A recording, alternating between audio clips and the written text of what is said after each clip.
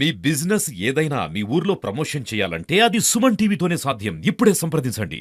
నల్గొండలో కేటీఆర్ తలపెట్టిన రైతు మహాధరణ ఏదైతే ఉందో దీనికి సంబంధించి ఇప్పటికే నల్గొండలో పెద్ద రగడైతే మొదలైంది. ఫ్లెక్సీల వివాదం అని కొందరు, మరోవైపు ఇక్కడ రౌడీ రాజకీయాలు జరుగుతున్నాయని మరికొందరు. మొత్తానికైతే హైకోర్టు 28న సభకు అనుమతించింది. దీనిపైన మనతో మాట్లాడేందుకు ప్రస్తుతం నల్గొండ మాజీ ఎమ్మెల్యే భూపాల్ రెడ్డి గారు ఉన్నారు. ఒకసారి మాట్లాడదాం అన్న. మొత్తానికి హ్యాపీనా మీరు? రేపు 28కి ఎట్టకేల కోర్టు నుంచి అనుమతులు తెచ్చుకుంటారు అంటే నీతి నిజాయితీ అనేది చట్టమే హైకోర్టు ద్వారా తెలిసిందంటే దానికి సంతోషిస్తా ఉన్నాం. అన్నిటికన్నా ముఖ్యంగా మరి న్యాయ వ్యవస్థకు ధన్యవాదాలు తెలియజేస్తా ఉన్నాం. అన్నిటికన్నా ముఖ్యంగా ఏంటంటే ఈడ గుండాయిజము, రౌడీజము, దౌర్జన్యము, పోలీస్ వ్యవస్థను కూడా ఎక్కడికక్కడ నిర్వీర్యం చేసే ప్రయత్నము మరి జిల్లా మంత్రిగా కోమటిరెడ్డి వెంకటరెడ్డి గారు చేస్తున్నటువంటి సందర్భం. ప్రజాస్వామ్యంలో ప్రొటెక్ట్ చేసే హక్కు ప్రతి ప్రతిపక్ష పార్టీకి ఉంటుంది. మరి అందులో భాగంగానే మరి కాంగ్రెస్ పార్టీ ఇచ్చినటువంటి హామీలు ఏవైతున్నాయో హామీల గురించి మరి 100 రోజుల్లో చేస్తున్నటువంటి హామీలు 13 నెలలైనా చేస్తలేరు. మరి రైతులే స్వయంగా మా పార్టీ ఆఫీసుల దగ్గరకు వచ్చి మరి మా గురించి అడగరా? కాంగ్రెస్ పార్టీ అధికారంలో ఉంది, దాన్ని నిలదీయరా అని వాళ్ళే స్వచ్ఛందంగా మా దగ్గరకు వచ్చినటువంటి సందర్భంలో మరి రాష్ట్ర వ్యాప్తంగా మహాధరణ కార్యక్రమాలు, రైతు మహాధరణ కార్యక్రమాలను ఏర్పాటు చేసి మొదటగా నల్గొండనే ఏర్పాటు చేసినటువంటి సందర్భం. జనవరి 12వ తారీఖు నాడు నల్గొండలో రైతు మహాధరణ చేయాలనే ఆలోచన మరి నిర్ణయించి మాకు అందరికి కూడా సమాచారం చేస్తే మరి మేము కూడా అధికారులకు పర్మిషన్స్ అవన్నీ కూడా పెట్టుకున్నటువంటి సందర్భంలో మరి అధికారులు అటు డిఎస్పీ కానీ అటు ఎస్పీ గారు కూడా మరి 12వ తారీఖు అయితే మరి సంక్రాంతి సందర్భంగా అటు విజయవాడ కానీ మరి అదేవిధంగా మరి అద్దంకి రోడ్ కానీ రెండు కూడా బిజీ ఉంటుంది, ట్రాఫిక్ జామ్లు అవుతుంటాయి. మాకు కొద్దిగా సెక్యూరిటీ ఇవ్వాలంటే ఇబ్బంది అవుతుంది. మళ్ళీ అందులో కేటీఆర్ గారు వస్తే ఇమేజ్ ఉన్నటువంటి వ్యక్తి, క్రేజ్ ఉన్నటువంటి వ్యక్తి, మరి కేటీఆర్ గారు వస్తే ఇబ్బంది అవుతుంది. మరి సంక్రాంతి తర్వాత మహాధరణ కార్యక్రమం, రైతు మహాధరణ కార్యక్రమాన్ని ఏర్పాటు చేసుకోండి అని రిక్వెస్ట్ చేసినప్పుడు మేము కూడా మరి జగదీశ్వర్ రెడ్డి గారికి అదేవిధంగా మరి కేటీఆర్ గారికి వివరించిన సందర్భంలో వారు కూడా ఓకే పండుగ తర్వాతనే పెట్టుకుందాంలే అని సహకరించినటువంటి సందర్భాన్ని మీకు గుర్తు చేస్తా ఉన్నాను. కానీ అన్న, ఇక్కడ పోలీసులు మీకు అనుమతి ఇవ్వకపోతే మీరు ఎందుకు పదే పదే రౌడీ రాజకీయము లేదంటే గూండాల రాజకీయం అని ఎందుకు అనాల్సి వస్తుంది ఇక్కడ? అయితే మరి వారు ఇచ్చినటువంటి సమయానికి మేము పండుగ తర్వాత డిసైడ్ చేసుకొని మరి మేము కూడా వెంటనే కూడా పెట్టుకోకుండా 21వ తారీఖు నిర్ణయం చేసి కార్యక్రమం చేసి అటు డిఎస్పీ కానీ ఎస్పీ గారు కూడా సహకరించారు. వారు ఇచ్చినటువంటి సహకారంతో క్లాక్ టవర్ సెంటర్లో ప్రోగ్రామ్ అంతా కూడా ప్లాన్ చేసుకోవడం జరిగింది. మరి సాయంత్రం ఇస్తానటువంటి పర్మిషను మరి జిల్లా మంత్రిగా కోమటిరెడ్డి వెంకటరెడ్డి గారు నల్గొండకి 20వ తారీఖు మార్నింగ్ రావడంతో సాయంత్రానికే మాకు మరి పర్మిషన్ ఆర్డర్ ఇవ్వకుండా పైనుంచి ఒత్తిళ్ళు ఉన్నాయని వాళ్ళు చెప్పడంతో మరి ఏమనాలి? మరి మాకు అర్థమైపోయింది, ఓకే వాళ్ళు ఒత్తిడి చేసిండ్రు. మరి ఆయన ఒత్తిడితోటే వాళ్ళే చెప్పారు కదా, పోలీస్ వ్యవస్థనే చెప్పింది మాకు పైనుంచి ఒత్తిళ్ళు ఉన్నాయి, ఇవ్వలేకపోతున్నామని. కాబట్టి దాన్ని దృష్టిలో పెట్టుకొని మరి మాకు రిజెక్షన్ లెటర్ ఏంటి అంటే రిజెక్షన్ లెటర్ ఇస్తే మేము కోర్టుకు పోయినాం, కోర్టు ద్వారా ప్రాసెస్ చేస్తున్నాం. అదే రోజు ఇటు ఆర్డర్ ఇవ్వకుండా రిజెక్షన్ లెటర్ ఇస్తారు. అదే నైట్ ఇంకా తెల్లారి 21వ తారీఖు ఉంటుంది. మరి 20వ తారీఖు నైటే ఫ్లెక్సీలు తీసేయడము, కటౌట్లు తీసేయడము, తర్వాత ఇవన్నీ చేస్తూ ఉంటే మేము డిఎస్పీ గారిని ఎస్పీ గారిని కూడా అడిగినాం, ఏంది ఇది బాగాలేదు అని అడిగినాము. దాని తర్వాత కమిషనర్ గారు కూడా 100 ఫోన్లు చేసినా ఆయన ఫోన్ లేపని సందర్భంలో మేము కూడా నైట్కు అక్కడ కొన్ని తీసేసిండ్రు. తర్వాత మార్నింగ్ కూడా మళ్ళా కటౌట్లు తీస్తున్న సందర్భంలో మళ్ళీ మేము ఇక లాభం లేదు, కమిషనర్ దగ్గరికి పోయి ఆయననే అడుగుతాము, అసలు కమిషనర్ గారు కూడా ఏం చేయాలి, అసలు యాక్చువల్గా మేము పెట్టినాం అనుకుంటే మాకు నోటీస్ ఇవ్వాలి, నోటీస్ ఇచ్చిన తర్వాత నోటీస్కు మేము ఏం సమాధానం చెప్తాం, దాని ద్వారా తీసి మళ్ళీ మాకు చెప్పి మాకేమైనా ఛార్జ్ అయితే మాకు వేయాలి, అది లీగల్. మరి అట్లాంటిది ఆయన ఇష్టం ఉన్నట్టు రాత్రే ఫ్లెక్సీలు, రాత్రే కటౌట్లు తీస్తున్నటువంటి సందర్భంలో కమిషనర్ని కలుద్దామని కమిషనర్ దగ్గర పోయిన సందర్భంలో కమిషనర్ లేదంటే మేము బయట ఉన్నాం. బయట ఉంటే అక్కడ ఉన్నటువంటి పోలీస్ వ్యవస్థనే అట్లా కాదు సార్, లోపల కూర్చోండి, కమిషనర్ గారు లేకుండా మీరు లోపల కూర్చోండి, కమిషనర్ గారిని పిలిపిస్తాం, వీళ్ళందరినీ బయట ఉంచండి, మీరు 4-5 అక్కడ కూర్చోండి అంటే మేము లోపల పోయి కూర్చున్నాం. కూర్చుంటే 15-20 నిమిషాల తర్వాత కమిషనర్ గారు రానంటున్నారు. మరి మీరు ఏదైనా ఉంటే ఆడున్నటువంటి మేనేజర్కి రిప్రజెంటేషన్ ఇచ్చిపోండి అంటే నేనేమన్నా, కమిషనర్ గారు ఎప్పుడు వీలైతే ఎప్పుడు వస్తే అప్పుడే నేను మాట్లాడే పోతా, ఇప్పుడు వస్తే ఇప్పుడు, గంటకు వస్తే గంట, లేదా సాయంత్రం వస్తే సాయంత్రం, లేదా రేపు వచ్చినా నేను ఇక్కడే ఉంటా అని మరి పోలీసు వారితో నేను మాట్లాడడం జరిగింది. అంటే రారాట, మీరు వెళ్ళిపోవాల్సిందని జర నా మీద దౌర్జన్యంగా పోలీసు వారు మాట్లాడడం, పోలీసు వారు మాట్లాడుతున్నటువంటి సందర్భంలో మరి కోమటిరెడ్డి వెంకరెడ్డి గుండాలు రైట్ లెఫ్ట్లో వచ్చి మరి మా మీద, మరి యాక్చువల్గా మేము అక్కడ ఉన్నాం, మేము కమిషనర్ దగ్గర వాళ్ళని కమిషనర్ అడుగుతాను, కమిషనర్ ఆఫీస్ పోతే మరి కాంగ్రెస్ గుండాలుగా ఆడికి వచ్చినప్పుడు వాళ్ళని వారించాలి, వాళ్ళని రాకుండా చూడాలి. 2 వేర్వేరు అపోజిషన్ పార్టీలు ఉన్నప్పుడు పోలీస్ వ్యవస్థ మరి అక్కడ తగాదలు అవుతాయని వాళ్ళని కట్టడి చేయాలి. కట్టడి చేయకుండా వాళ్ళు మరి కుండీలతోటి కుర్చీలతోటి కొడుతున్నా నన్ను గట్టిగా పట్టుకున్నారు, 3 సీఏలు నన్ను గట్టిగా పట్టుకొని నా మీద దాడి చేయించారు కాంగ్రెస్ గుండాలతోటి. ఇది ధర్మమా? ఇది ఏమంటారో మీరు ఒకసారి ఆలోచన చేయండి. ఇప్పుడు పోలీసే చేయించారు కదా, స్వయంగా అక్కడే ఉండి 3 సీఏలు నా మీద నన్ను పట్టుకొని, ఒక దివ్యాంగుని నేను, నాకు రక్షణ కల్పించాలి, ఒక మాజీ ఎమ్మెల్యేగా నేను ఉన్నా, ఒక దివ్యాంగునిగా ఉన్నా, నాకు రక్షణ కల్పించాల్సినటువంటి 3 సీఐలు నాకు రక్షణ కల్పించకుండా వాళ్ళకు బారాలు తెలిసి ద్వారాలు తెలిసి నా మీద అటాక్ చేయించే ప్రయత్నం చేసిండ్రు. ఒక దివ్యాంగుడికి సెక్షన్లు కూడా ఉన్నాయి, సెక్షన్ 92 ప్రకారం ఏమవుతుందో ఒకసారి చూసుకోవాలి. నాకు రక్షణ కల్పించాల్సింది నా మీద దండయాత్ర చేయించి, నా మీద కుండీ లేపించి, నా మీద కుర్చీ లేపించి, నా మీద అఘాయిత్యం చేయించే ప్రయత్నం చేసి మళ్ళీ నన్ను తీసుకుపోయి అరెస్ట్ చేసి తర్వాత మళ్ళీ నా మీద కేసు కట్టిరంటే ఏమంటారో మీరే చెప్పండి. ఇది న్యాయమా? ఇది ధర్మమా? మళ్ళీ ప్రెస్సులు పెట్టి నా మీద ఇంటికి పోయి గుంజుకొచ్చి నాలుకగా వస్తారంట నాది. ఇది ఏమంటారు మీరే చెప్పండి. లేవా ఫ్లెక్సీలలో మన క్లిప్లింగ్ ఉన్నాయి కదా, వాళ్ళు మాట్లాడిన ప్రతి మాట ఉంది కదా. గుమ్మల మోహన్ రెడ్డి మాట్లాడాడు, బుర్రి శ్రీనివాసరెడ్డి మాట్లాడాడు, ఇంకొక వ్యక్తులు మాట్లాడారు. ఇంటికి పోయి గుంజుకొచ్చి నాలుకగా వస్తారంట. అంటే నేను నల్గొండకు ఒక్కసారి అవకాశం ఇచ్చి ఒక్కసారి నన్ను ఎమ్మెల్యే చేస్తే 25 ఏళ్ళుగా చేయలేని పని, కోమటిరెడ్డి వెంకరెడ్డి చేయలేని పని 2 సంవత్సరాల్లో చేసి చూపించి నల్గొండను అభివృద్ధి చేస్తే నా నాలుకగా వస్తారట ఇంటికి వచ్చి. ఇది ప్రజాస్వామ్యం, ఇది కాంగ్రెస్ గుండాగిరి. దాన్ని గుండాగిరి కాకుండా ఏమంటారో మీరే చెప్పండి. అది అయిన తర్వాత నేను కూడా 2 టౌన్ పోలీస్ స్టేషన్లో కంప్లైంట్ ఇచ్చిన, ఎస్పీ గారు కూడా కంప్లైంట్ ఇచ్చిన. ఇప్పటి వరకు కూడా కేసు కట్టలే. అంటే దీనిపైన ఇంకా న్యాయ పోరాటం చేస్తారా, లేదంటే పర్మిషన్ వచ్చింది కనుక కేవలం సభ మీదనే దృష్టి పెడతారా? పర్మిషన్ వచ్చింది, రైతు మహాధర్నా చేస్తాము, అది పెద్దగా దానికి మన్నటి కన్నా 4 కార్యక్రమం చేస్తాము, ప్రజలకు తీసుకుపోతాము. రైతులకు ఏదైతే ఇవ్వాలనో, పెట్టుబడి సాయం ఏదైతే 15,000 రూపాయలు ఇవ్వాలనో, రైతు భరోసా ఇస్తానో అది ఇప్పించేదానిక మేము వెంటబడతాము. అదేవిధంగా రుణమాఫీ ఎవరికైతే కాలేదో 30% ఇచ్చింది, ఇంకా 70% మందికి కావాలి, అవి ఇచ్చేంత వరకు ఎంబడబడతాము. అదేవిధంగా ఆసరా పింఛన్ ఏదైతే 2,000, 4,000 రూపాయలు ఇవ్వాలనో అవి ఇచ్చేంతవరకు మా టీఆర్ఎస్ పార్టీ, బీఆర్ఎస్ పార్టీ వెంటబడుతుంది. మహిళలకు కూడా 2,500 రూపాయలు నెలకి ఇస్తున్నారు. ప్రతి మహిళకు ఆ 2,500 రూపాయలు ఇచ్చేంత వరకు కూడా మేము వెంబడబడతాము. కాంగ్రెస్ పార్టీ అధికారంలో ఉన్నటువంటి కాంగ్రెస్ పార్టీ వెంటబడతాము.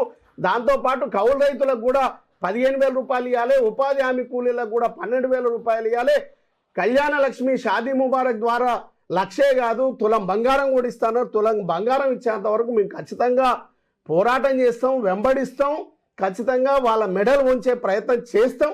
దాంతోపాటు నా మీద ఏదైతే అవమానం చేసి నా మీద కాంగ్రెస్ వాళ్ళతోటి దాడి చేపించి మరి నా మీద ఏవైతే నా మీద దాడి చేసి నన్ను అరెస్ట్ చేసి నా మీద కేసు చేయడం అనేది న్యాయమా? మిమ్మల్ని అడుగుతున్నా, నేను సుమన్ టీవీ వాళ్ళనే అడుగుతున్నా. నేను ఒక దివ్యాంగుని, ఒక మాజీ ఎమ్మెల్యేని, నా మీద దాడి అయిందని నేను పోలీస్ స్టేషన్లో కంప్లైంట్ ఇస్తే ఇప్పటివరకు మరి కేసు కట్టలేదు. ఎస్పీ గారు కూడా నేను కంప్లైంట్ ఇచ్చినాం. దీనిపైన నేను ఖచ్చితంగా హ్యూమన్ రైట్స్ పోతాను. తర్వాత వికలాంగుల చట్టం ఉంది, మరి అదేవిధంగా వికలాంగుల కమిషన్ ఉంది, ఢిల్లీలో ఉంది, ఇక్కడ రాష్ట్రంలో ఉంది. ఖచ్చితంగా అక్కడ పోతాను. దాని ద్వారా 92 సెక్షన్ ద్వారా ఏమేమి వాళ్ళ మీద శిక్షలు ఉంటాయో అవన్నీ కూడా వేపిస్తాను.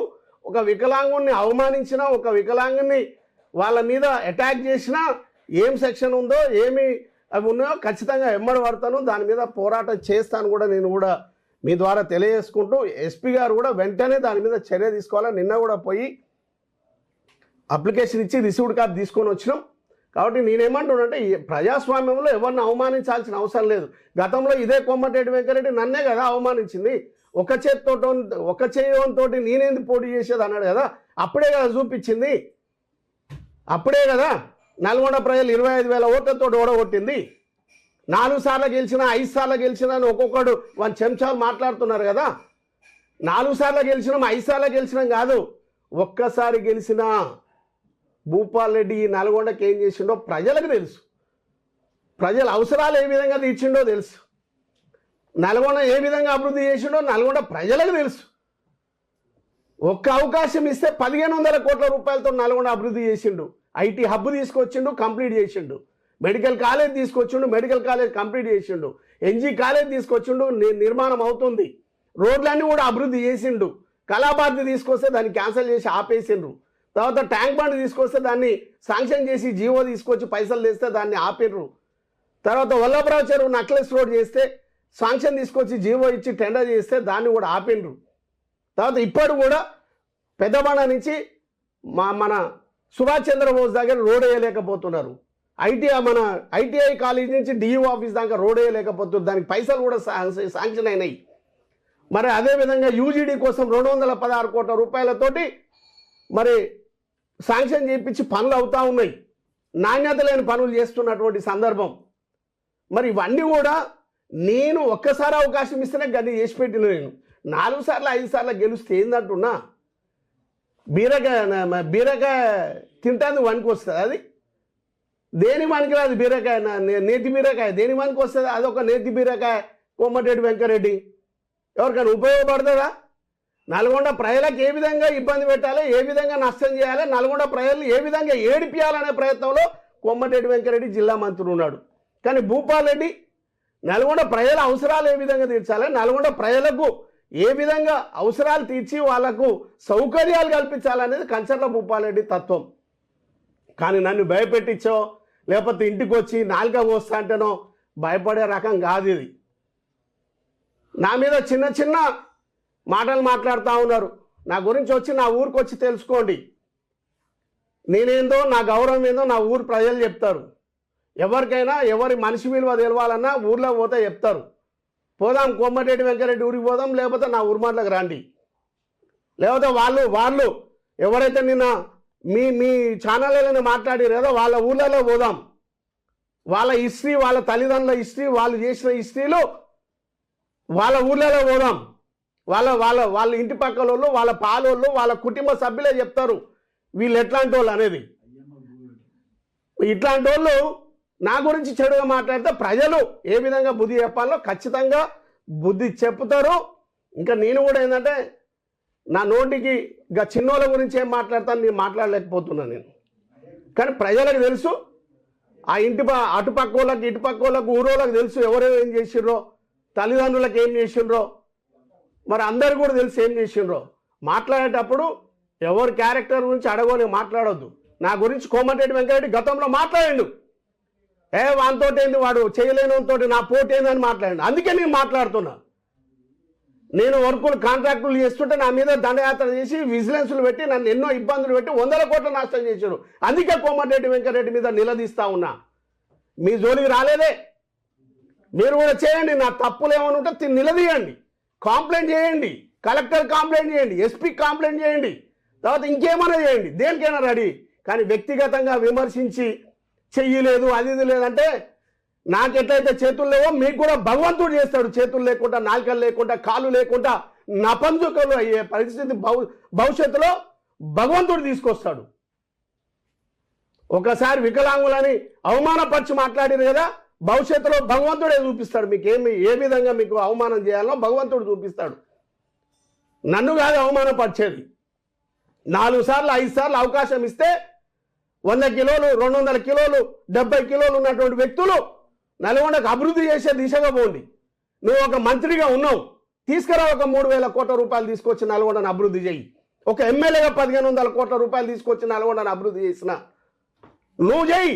3,000 కోట్ల రూపాయలు తీసుకొచ్చి ఎస్ఎల్బిసి ఉంది, పుట్టంగాడి నుంచి ఇక్కడికి 92 కిలోమీటర్లు ఉంది, దాన్ని లైనింగ్ చేపించి కాలువ వెడల్పు చేసి ఒక 1,500 కోట్ల రూపాయలు శాంక్షన్ చెప్పి నీకు దమ్ముంటే బాపనేల రిజర్వాయర్ ఏదైతే ఉందో దాన్ని నువ్వు కమిషన్లు తీసుకొని వదిలేస్తే కేసీఆర్ గారి నాయకత్వంలో చిరుమతి లింగయ్య గారి నాయకత్వంలో దాన్ని కంప్లీట్ చేసి ట్రయల్ రన్ చేసినావు. ట్రయల్ రన్ చేసిన దాన్ని మళ్ళీ నువ్వేదో ఓపెనింగ్ పెట్టుకున్నావు. కనీసం ఆయన ముఖ్యమంత్రిని తీసుకొస్తే నువ్వు పెద్ద గగనం, నేను చెప్పిందే వింటాడు, నేను చెప్పిందే వేదం అని మాట్లాడినటువంటి నీవు కనీసం దానికి ఒక 200 కోట్లు 300 కోట్లు 400 కోట్ల రూపాయలు అనౌన్స్ చేపించి దాని కిందికి మరి కాలువల కోసం నీ అమౌంట్ శాంక్షన్ చేపించలేకపోయినాను.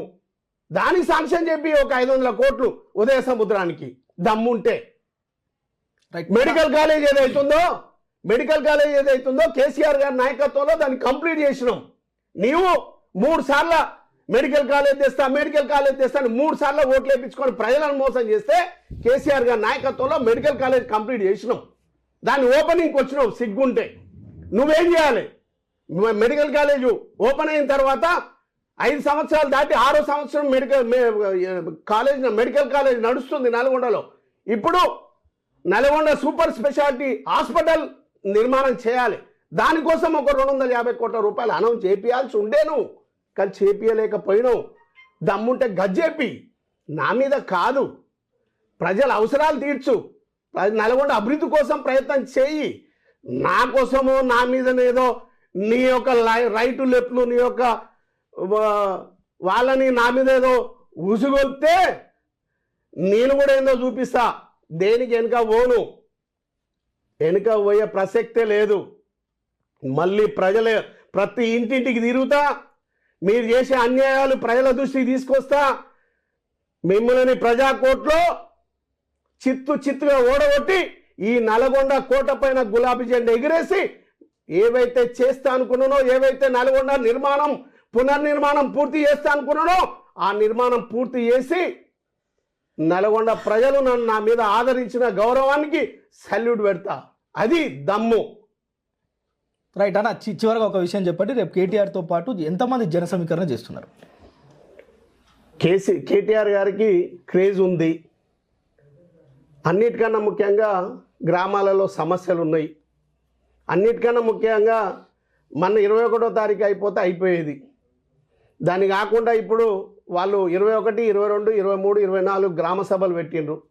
ఆ గ్రామ సభలో రేషన్ కార్డులు, ఇందిరమ్మ ఇల్లు, రైతు భరోసా వీటి మీద కార్యక్రమాలు తీసుకున్నటువంటి సందర్భంలో ఎక్కడ కూడా ప్రజలు ఊహించినవి కానీ ప్రజలు కోరుకునేవి కానీ ఎక్కడ కూడా జరగని సందర్భంలో ప్రతి గ్రామ సభలో గొడవలైనాయి, పెద్ద ఎత్తున గొడవలైనాయి.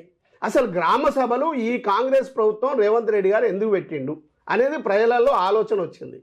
అంటే గ్రామ సభలు రేవంత్ రెడ్డి గారు కాంగ్రెస్ ప్రభుత్వం పెట్టింది ఎందుకంటే ప్రజలకు ఇస్తున్నటువంటి హామీలు ఏవైతున్నాయో అవన్నీ కూడా ఎగ్గొట్టడానికి పెట్టిన అనేది ప్రజలకు తేలిపోయింది, తేటతెల్లమైంది. అందుకే ఈ 4 రోజుల్లో పరిణామాలన్నీ కూడా ప్రజలు గ్రహించిండ్రు. అంటే ఈ ప్రభుత్వం ఇక మాకేం చెయ్యదు అనేది ప్రజలు నిర్ణయించుకున్నారు.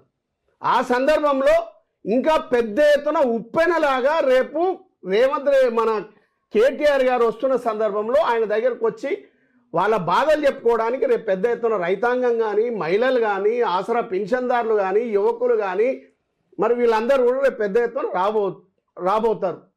ఇది మరి నార్కట్పల్లి నుంచో ఎక్కడి నుంచో పెద్ద ఎత్తున అక్కడి నుంచి కూడా దారి పొడవునా ప్రజలు రావడానికి అవకాశం ఉంది. మేము కూడా పిలుపునిస్తా ఉన్నాం. కేటీఆర్ గారికి మద్దతు పలకాల్సిందే. కేటీఆర్ గారు మీకున్నటువంటి సమస్యల గురించి అన్ని విధాలా మీకు మద్దతు ఉంటాడు, మీకు అండగా ఉంటాడు. మీ సమస్యలు తీరే వరకు మీకు వెన్నంటిగా ఉండి ముందుకు పోవడానికి సిద్ధంగా ఉన్నాడు, మీకు రక్షకుడుగా ఉంటాడు. ఈ యొక్క తెలంగాణకు కల్వకుంట్ల తారక రామారావు గారు ప్రజలకు రక్షకుడుగా ఉంటాడు. ఆ రక్షకుడికి మీరందరూ కూడా బాటలు వేయండి, అండగా నిలవండి, మీ సమస్యలు పరిష్కరించి కేసీఆర్ గారి నాయకత్వంలో ఈ తెలంగాణ రాష్ట్రం ఏ విధంగా అయితే బాగుపడ్డదో మళ్ళా కేటీఆర్ గారి నాయకత్వంలో ఆ విధంగానే ఈ తెలంగాణ బాగుపడబోతుందని కూడా మీ ద్వారా తెలియజేస్తున్నా. అందుకే ఉమ్మడి నల్గొండ జిల్లా ప్రజలందరూ కూడా, రైతాంగం కూడా పెద్ద ఎత్తున రేపు క్లాక్ టవర్ సెంటర్కి చేరుకోవాలని కూడా సుమన్ టీవీ ద్వారా వేడుకుంటూ సెలవు తీసుకుంటాను. జై తెలంగాణ, జై కేసీఆర్.